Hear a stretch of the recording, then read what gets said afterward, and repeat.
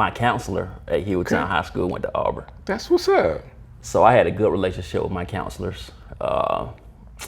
Just in her office talking one day, and then she kind of threw the idea out there. You know, it was my senior year, trying to figure out where I want to go. Mm-hmm. She was like, "What about Auburn?" At the time, I was a Bama fan. No way. I was a Bama fan because my dad was a Bama fan. Gotcha. So she asked me, what you think about Auburn? I said, that'd be one of the bigger schools, that's in my kind of realm of what I'm thinking about right now. So I said, sure, let's try it out. She had to connect in admissions at Auburn. Okay. So the networking started there. I got it. That's cool, man. Yeah. Well, War Eagle. War Eagle. There you go. Hey, man, this is DJ Strick, and you are watching Strick City Live. We got a show coming up for you. You don't want to miss. Strick City coming live. Yo. All right, so I want to get right to it. I have a guest in the studio. I told you guys I will always be bringing my friends on, people that I know that are doing some incredible things. He is a content creator, and that is a small box to put him in because he does so much more. We're going to dive into his story, what he's doing, and how you can help him get to the next level. Because you possibly can. None other than Torien Pippens. I have him right here in the studio. Hey, man, I appreciate you taking the time to hang out with me. Man, thank you for the opportunity. Actually, you know what? This is the first time I've been on a podcast. Are you for real? Mm-hmm. I'm normally behind the scenes. That's what I'm saying. Now you're in front of the camera. Mm-hmm. Like you didn't help us set up or nothing. Nothing. I just walked right in, sat down, and got mic'd up. It felt good, man. I bet it did. So y'all got it. Y'all got it. It's nice, though. I like this, man. It's very professional. Man, I only want to do professional stuff. So. Well, you set the bar really high for everybody else. I have never seen anybody take the equipment that you use, because I always tell people this, it's not about the equipment that you have, it's knowing how to use it. And that was the very first thing that I got from you, is that you knew what you were doing.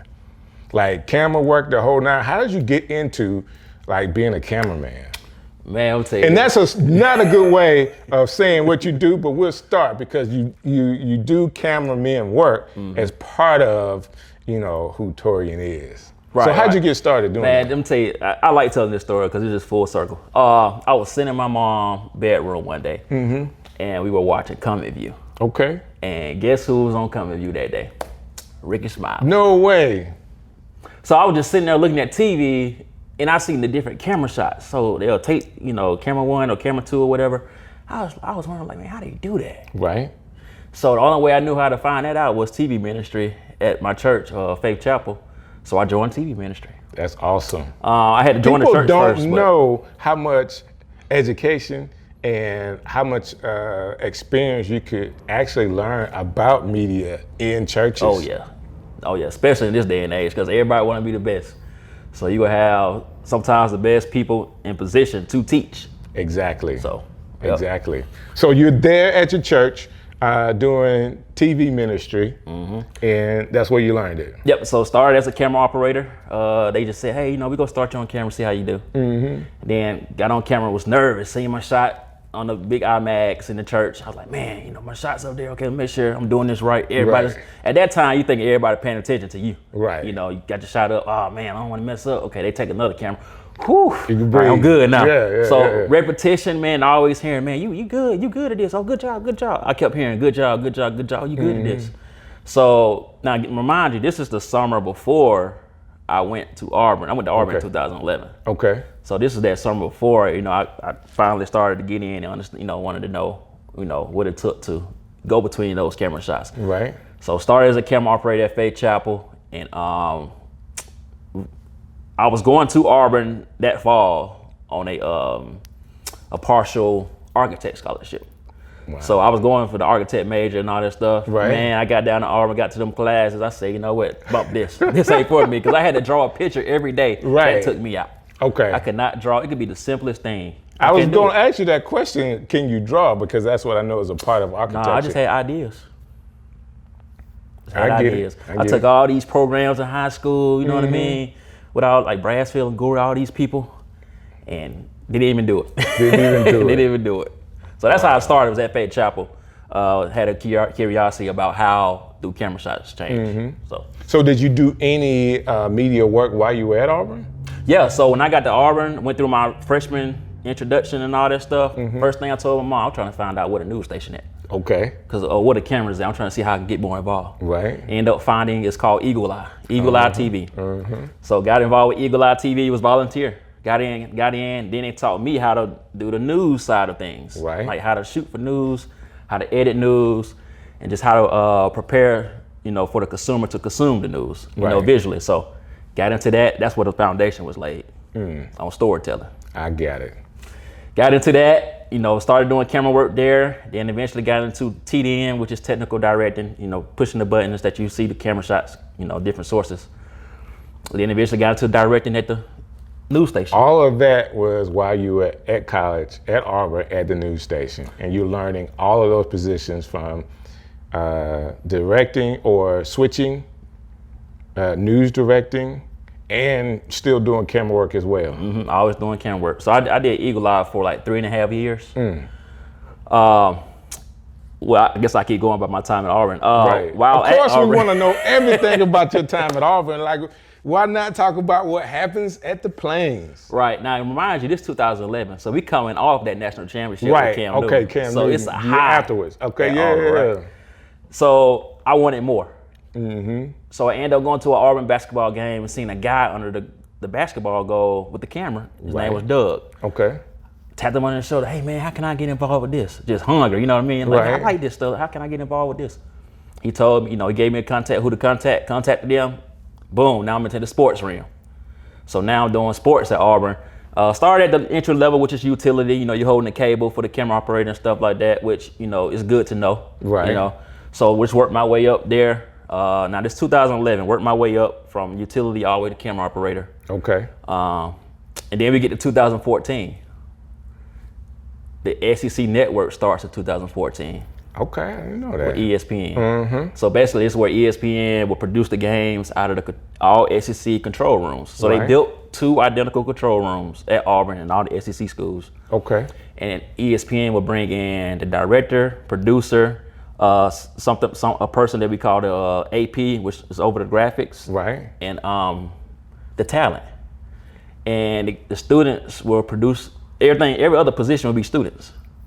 Okay. So I got involved with that. The directors from ESPN, they seeing my work ethic. By this time, I'm pretty fluid in camera work. You know what I mean? Every time I touch a camera, I'm trying to be the best out the whole crew. That's my mentality. Right. I'm going out here to just kill it. You know what I mean? Right. So did that. Now within this time from 2011 to 2014, I also ended up working as a part-time job at Auburn with. I worked with OCM, the Office of Communications and Marketing. Okay. This is where they produce the Auburn commercials and the stuff that you see on the websites. All high dollar stuff, like real the big productions. stuff. Right. So now I'm learning how to shoot creatively with them. Right. So all this stuff is layers to it. Right. So I'm learning how to shoot creatively with them, still storytelling and stuff like that, framing, how to set up lights and get into all the, big production stuff there. So Eagle Eye TV, OCM, and War Eagle Productions, which is what it's called now, is kind of what molded me. Wow. Yep. I didn't know all of that. I didn't know all of that. So how did you go from that to actually holding a camera while LeBron James is walking into Staples Center? Like, kind of set that up, because that's one of the first things that I experienced from you was actually seeing you do that. I was like, man, that's pretty cool. So ESPN, like I said, they'll bring in those directors, producers to the control rooms, right? So my mentor, Michael Ireland, that's his name. He's a director for ESPN. He came to the Auburn control room, noticed my talent, right, and was like, man, that kid is good. Okay. Ended up, when I graduated in 2016, he ended up taking me on the road with him with his football crew. So I graduated 16 in May. Okay. August 2016, I'm on the road with a football package for ESPN. And we doing football games every weekend. Wow. And he was my director. So he took me on the road, he seen my talent, and my other mentor, which his name is Oz, black guy.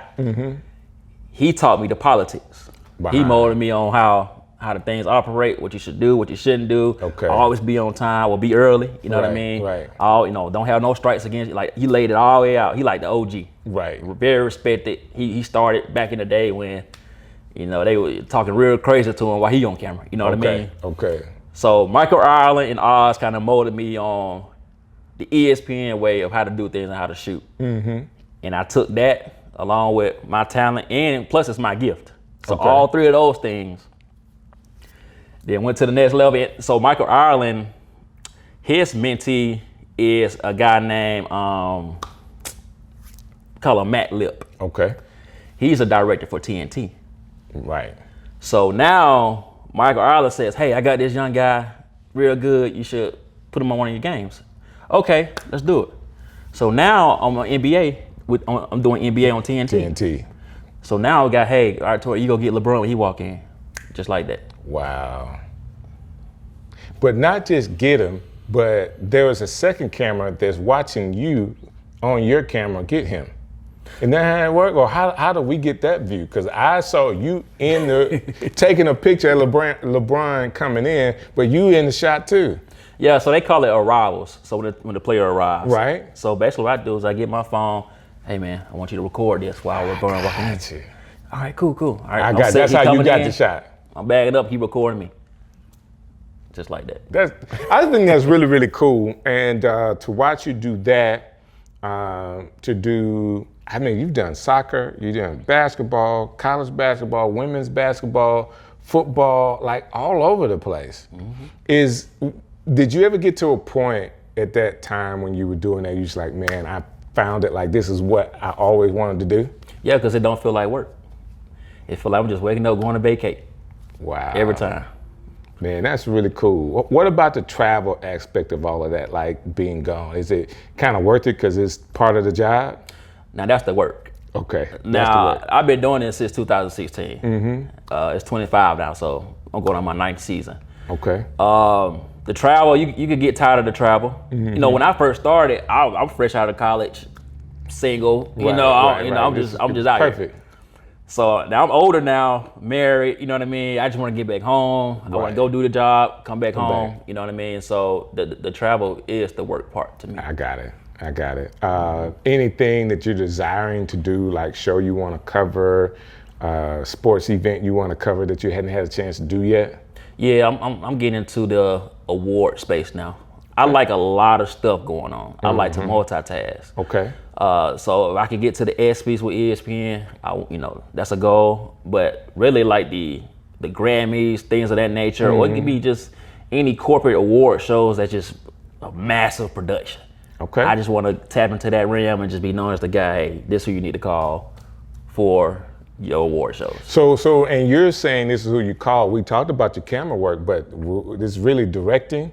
Is that what you call it now? So it's the couple of positions, the one that's doing the switching and then the one that's directing. Like what do you, the technical, the AP is what you call them? AP is just for the graphics. Okay. But your TD or your technical director, same thing. It's just, TD is just short for it. They are actually executing the button pushing. Okay. So they switching on the switcher. Right. The director is calling the shots. Calling the shots. And that's what we've seen you do that in some cases have gone viral for you. You recording yourself, calling the shots for some of the games, worship service at your church, all of that. I just think that's cool that you're actually creating content of yourself creating content. Right. On purpose. On purpose. Yep. I just think that's genius. And the crazy thing about it is how I even got into directing was I was doing camera work and everything, done the masters. I done everything on camera that I wanted to do. Okay. Except for an award show. Okay. I did do the BET Awards twice, but I was a production assistant and I was a director's assistant. Okay. So I seen how the director's in the truck cutting the show. Cutting the show. Okay. Great guy named Glenn Weiss. He's amazing. He's good at what he do. He been doing the Oscars and Grammys for a long time. Right.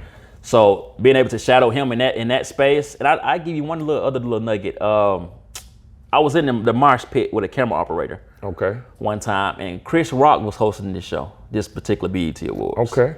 And it was during commercial break, and he's kind of walking around. He could see the crowd, he could see the mosh pit.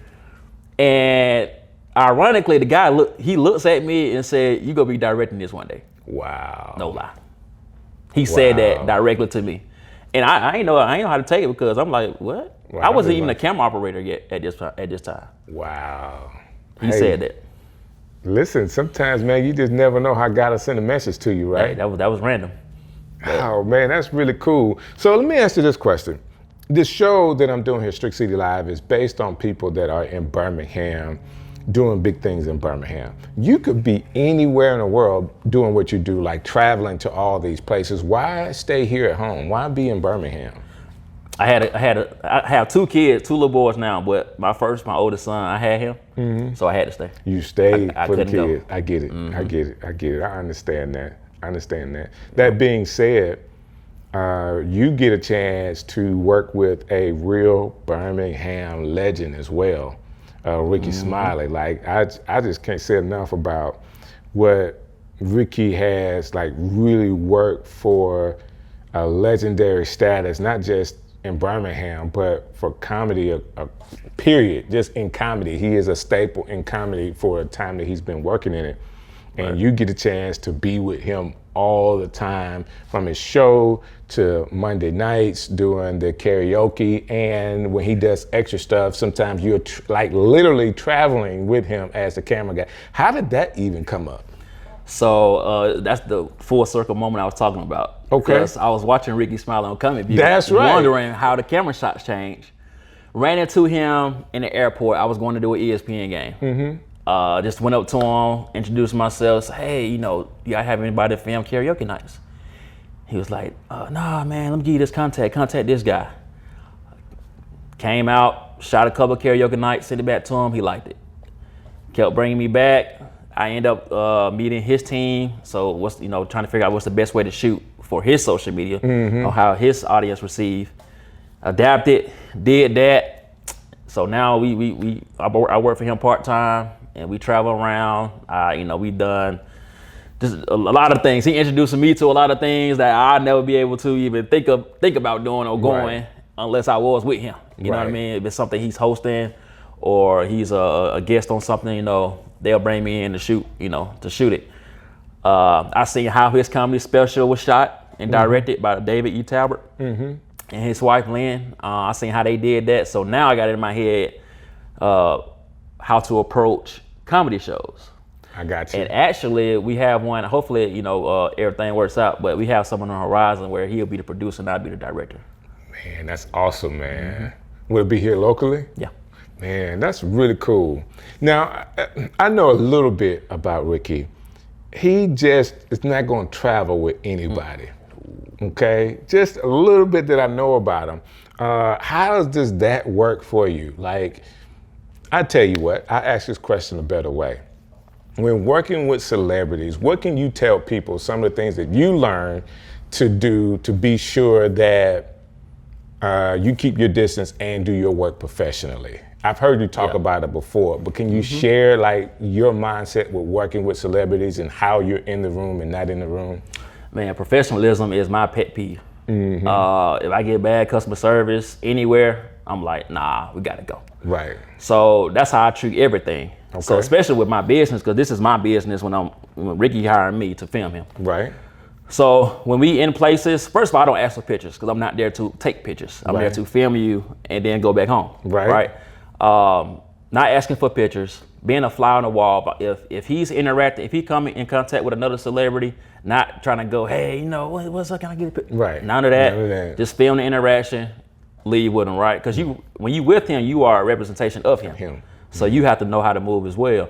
Another thing is being a fly on the wall, talk when you're or speak when you're spoken to. Right. Don't interject yourself into conversations. It's not about you. It's not your conversation. It's not your conversation at all. Right. So just chill out. Just just be like a fly on the wall. Don't be in the way. It's like little detail stuff. Don't come in the room and stand right in front of the door. People got to open that door to leave. Come in and go out. Right. Don't do that. Stand off to the side, like kind of just be back. Wear all black. Wear show black. Right. You know, however you style it, So dress you it up. blend in. We're all black. Don't come in trying to be the star. Right. You know what I mean? I ain't saying don't swag it out, Style it. but Right. just know how to keep it calm and just flow in. Don't stick out too much. Besides that, it's just kind of staying out the way. Wow. I like that. So what are one of the things that you do? You say don't stand in a doorway. So are you filming like all the time? How do you choose what you film for him? My motto is I'd rather have it than not have it. Okay. I send his content to his social media manager, and she decides if they use it or not. Okay. So it'll be times when I'm filming, he'll say, "Yeah, don't use that." Then I just shake my head, get up and down, okay. Right. But I'm still recording. Right.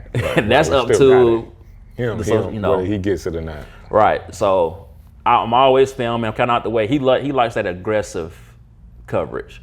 So, for example, if you start talking about his watch, I know, okay, I'm going tight on the watch. And he know to back off a little bit and let me get the shot. And then he'll come back in. I got So you. it's detailed stuff like that. Even with karaoke nights, I'm very aggressive with karaoke nights. I was going to ask you about that too, because some people would be, how you want to say it? You learn how to work the cameras, you're in the space, but sometimes you could be in a shot or pass by shot. How do you know when I need to be close up on him on stage? That's a good question. So with karaoke nights, I'm thinking about the performance. So let's say, okay, you introduce somebody that's gonna sing, they up on stage. If it's very funny, he's gonna come to the stage and interact with that person. Right. If it's something that's like, man, it ain't that funny, but they singing bad, and he's just doing the ad libs. But then if he getting the crowd going and stuff, I leave the stage and go to him. Because then now he's the story. Right. I'm still getting the audio from the stage. We can still hear it sounds bad, but his visuals is making it even more funnier. Because we see what he's doing to this bad singing. So it just depends on what's going on stage versus what he's doing. At the start on where we are, if anybody pay attention to how I shoot, I'm always shooting on stage, but I'm also looking at him as well. I got to you. see what he's doing. Right. If he's doing something off the wall crazy, I go. I literally almost run through to get to him. Get to where he's at. And you're confident in what you're doing right now, knowing that people seeing me or me crossing the shot, to get this next shot is more important than all the other stuff. Right, because I use two cameras. I had one that's static on stage that I could cut away to that I know it's gonna always have the singer. So it's not another cameraman, it's just you? It's just me. That's crazy. I do everything, audio, the two cameras, everything. I edit it, I shoot it out, and I turn it around within like 2-3 hours. No way. It could be about a 2-hour, 45-minute show. As soon as I get home, edit it together, make sure audio good, levels matching, all that stuff, color correct it a little bit, shoot it out. Because that's what we run off of. His team and I, we got this thing, hey, quick turnarounds is how we win. Got you, because people want it quick. If karaoke is Monday night, they want to be able to see it. And then people are already using their phones and live streaming and it's recording. already out there. So I have yours to turn it coming late. If it don't come that night, it's late the next day because people have already seen it. I set the standard, yep. Man, that's what's up. Now, I've had an opportunity to be with some organizations that have used you a couple of times, and you've shot some stuff for me. We got some stuff in the vault, man, that may or may not ever see the light of day that you shot. The podcast that Ruben and I were starting. Yeah, I forgot about that, man. We did 2 episodes. We did 2 episodes down on First Avenue, man. That was crazy. That was a dope setup too. Yeah, man. It was good. It was shot well. I still got to drive somewhere, but I couldn't get settled on where to take it, like what to do with it. And we got some other stuff we're working on. Rube, just like Ricky trusts you, Ruben trusts me. Big Rube, he trusts me. So we're gonna work together. It just won't be that. I gotta figure out what it is though. He thinks he can sing better than I can, so maybe we might just do like a sing-off and just see how that goes. And we'll decide. That's dope. That's good content. It will be while he's singing. While I'm singing, it won't be that good. Anyways, that being said, man, you doing camera work, you're directing, you're working with Ricky Smiley. What else is next for you? I think right now, I'm really trying to take advantage of this social media space. Just use my platform to let people know it's another way to get into sports. Okay. To be behind the camera, too direct. A lot of people don't know about this stuff. Is what I'm finding out through my social media. They like, man, it's cool. I didn't know this how it works. They think TV is automatic. Right. It's not automatic. You have people that have to come in, set up, test, and do all this other stuff, prepare, research. All this go into a production. Wow. So, taking advantage of the social media space and making sure that people understand, from my point of view, and helping who I can help through that. Right. Also trying to take the next step in my career, just trying to tap into the entertainment industry. Okay. With the comedy shows, the award shows, stuff like that. Just trying to get on another level with my production, I should say. Okay. Would you work with another celebrity if they called? Yeah, if it makes sense. If it makes sense. What about time-wise? Like, man, how do you put all of this in a day? Like, you are available a lot of the times. How does that work for you? You just know how to schedule yourself out well? Yeah, you just got to know how to balance because, like I said, I'm married now. So got to make sure home is happy. Right. Also got to make sure you provide for home. You know what I mean? So it's like that time, money type deal, making sure that that's balanced. Not only that, just making sure that what I'm doing that it makes sense. Right. Makes sense. I'm big on praying, making sure that what I am doing is aligned with God's will for my life. Because you can get somewhere, some can sound good, and you can drift off into something, but that wasn't God's plan for you. Right. So now you got to take a detour to get all the way back around. Come back to go where here. you want to be. Well, you could have just took 5 steps straight. Man, that's awesome. And I'm glad you said that because I was going to ask you how you incorporate your faith into everything you do, but you kind of shared that, man. I think it's important to be well-rounded, but also have a center of faith, in everything you do, because everything that's good for you may not be what's the God thing for you. Every opportunity is not the best opportunity. Maybe God's got something different. And sometimes that different looks like starting off with a karaoke show, filming that leads you to filming the radio show, that leads you to actually touring with him going around doing comedy stuff, which could lead you to producing or directing a comedy show. Like, people don't know that. They don't always have to start up here, right? They can start down here and just grow with it. And if you grow with somebody and you like them, they like you, they like the work, who knows what the limit could be, right? Right. That's what happened. Shooting for Ricky, now Gary with the T, Rita Brent, Special K, all the people from the morning show, those 3, I shoot for them now. So they'll hit me up on certain things. I come in, film, and bounce out. The thing about it is, what you just said is what you do. You come in, film it, and bounce out. Like, the professionalism that you bring, you come in and do your work. Like, when it's time for the events that we've had, like Easter and all that, come in right on time. Your stuff is already, I'm waiting on y'all. Like, you can't beat that. I'm big on that. You can't beat that, man. I think that's super cool.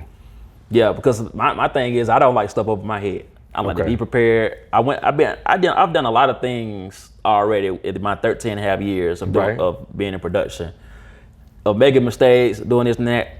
Now it's just I'm just trying to polish this stuff. Right. That's how I think. So. And we didn't even talk about your ability to do music videos.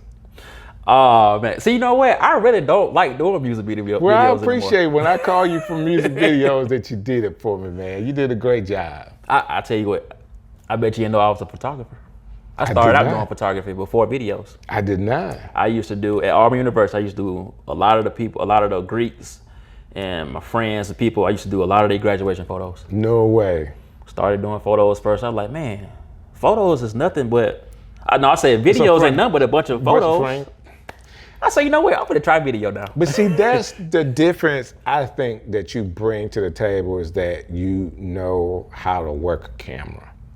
A lot of people have gone from their phone, the phone has automatic kind of thing that it's gonna compensate for you. Like, I can put my cell phone on, it's gonna have good color. There's a few changes that you need to make because it's gonna automatically make those changes for you. That's the way Apple produced it, so it's easy. The camera and the ones that we use to make you look good, you're gonna have to dial it in, and you're gonna have to know, like, ISO, you gotta know frame rates, you're gonna have to know apertures and all those things that is not easy to learn, but you've learned it, so no matter what you're working with, that's what, like when I first met you and saw what you were doing, I said, man, if he can get this to look like that, this boy know what he's doing. And and it's been true. It's been true. You hard worker, always doing what you're supposed to do when you're supposed to do it, and the proof is in the pudding, right? If there was a young person out there that says, man, you know what, I really would like to get into media and do camera work too, what would you tell them? Start in church, because that's gonna give you your basics of everything, and it's volunteer. So people got it. You can make mistakes. Right. You can go in and learn how to do this and that. Right. And get on, hands-on training. I would tell anybody to start in church. You know who my best media volunteers are? Who? Teenagers. Yep. Every time. I'll be honest with you. A lot of them are always going to be there. Like we tell them when, their mom's going to have them there. They're going to be there. But they can pick up on technology so much quicker. Mm-hmm. Adults are not bad. I love them. Adults can be more dependable long time, because all of my teenagers graduate and go off to school, and I lose them. But those 2 or 3 years that they're there and they learned it, I'm talking from camera to live streaming and all of that, man, they are hands down some of my best technical people. That's what you get. You get the people with the passion, then you get the people you can depend on. Right. So then how do you make those two work together mm-hmm. in a positive environment? Right. You know what I mean? So, yep. I'll tell you another thing I had to learn, just how to cover. I've been doing a lot of funerals lately. Okay. Funerals is that one thing that you have to really storytell. Right. Just like I did a recent one of, I forgot the guy's name, but we had it at our church, but just O'Neal, yep. Mm-hmm. You're asking the family, what do they want? How do they want this covered? Okay, they don't want to show the casket wise open. Okay, how do you cut around it and still tell the story? Gotcha. You know what I mean? Gotcha. So understanding that and understanding when, just when to cut fast, when to cut slow, when to dissolve. A dissolve tells a story more, I think, than just cut. Cut. Uh-huh. Yep. A dissolve can really bring that emotion out. And there's the creativity of how you use both. Mm-hmm. And when you use them. Early on, most people don't understand the difference. They either cut all the time or they do the fade all the time. And I just think that there's a reason, a rhyme and a reason of why you do what you do and when you do it. So if somebody wanted to get in contact with you, like they're hearing all this stuff, they've seen you do directing all your social media, and they want to get in contact with you, how can they do that? Yeah, so you can follow me on Instagram at director_TPip, or you can email me at torientpippens@gmail.com. So what about any type of resources you may have about camera work? Young person wants to know something about camera work. Do you have any resources that people could get? Yeah, so you could go to my website, directortpip.com, and I have a e-guide that I put together that's called The Basics to Get Started in Sports Production. Okay. It's just laying it out, the basics of how to get started, how to build your network, and how to, just get your foot in the door. I got you. And you're doing this camera work and you covering sports, man. You look like you could have played somewhere. Like, where'd you play football at? That's what I want to know. Oh, man. I played basketball in high school. Did you? Got to college, started eating and stuff like that, and kind of just got big. I was real slim in high school. Man. Kind of got big, shoulders got wide and stuff like that, just. Well, I see it, man. Hey, you big enough to pull off that velvet. I'm telling you, like if you see me in some velvet, know that I got it from you. Yeah, I'm seeing you. Say, Strick got that from me. He wasn't wearing velvet until we talked about it. Hey, man, I appreciate you. Man, thank you. Man, me doing this is because I've been inspired by people like yourself, man, to do camera work and do some creative stuff. I was the DJ, right? I was just the dude talking all the time. So to now take it to where I can do it with film, the pandemic kind of made me kind of push into it. But seeing some of your work says, man, I'm gonna see if I can get like Torien. Nah, I don't want to get like me. Hey man, next time we have some more people coming up. My friends from right here in Birmingham are gonna be on Strick City Live, and you do not want to miss it. So thank you guys for checking us out.